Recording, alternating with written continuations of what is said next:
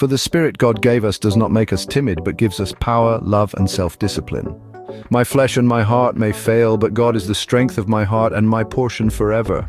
For all have sinned and fall short of the glory of God, and all are justified freely by His grace through the redemption that came by Christ Jesus.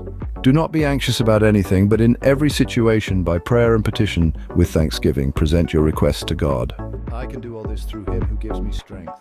Trust in the Lord with all your heart, and lean not on your own understanding. In all your ways submit to Him, and He will make your path straight. For I know the plans I have for you, declares the Lord, plans to prosper you and not to harm you, plans to give you hope and a future. Consider it pure joy, my brothers and sisters, whenever you face trials of many kinds, because you know that the testing of your faith produces perseverance. Let perseverance finish its work, so that you may be mature and complete, not lacking anything. Therefore, since we are surrounded by such a great cloud of witnesses, let us throw off everything that hinders and the sin that so easily entangles. And let us run with perseverance the race marked out for us, fixing our eyes on Jesus, the pioneer and perfecter of faith. So do not fear, for I am with you.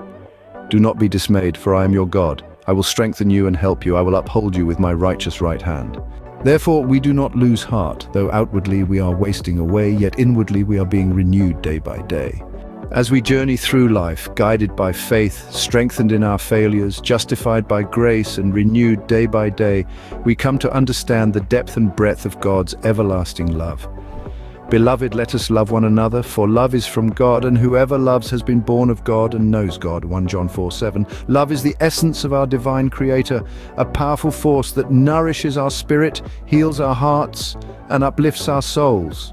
Through trials and tribulations, in moments of joy and sorrow, God's love remains steadfast, unchanging, and true. It's an eternal promise, a beacon of hope that enlightens our path and guides our steps. So let us embrace this love, let it permeate our being, let it guide our actions, and let it transform our lives. For in love we find our truest self, and in God's love we find our truest home.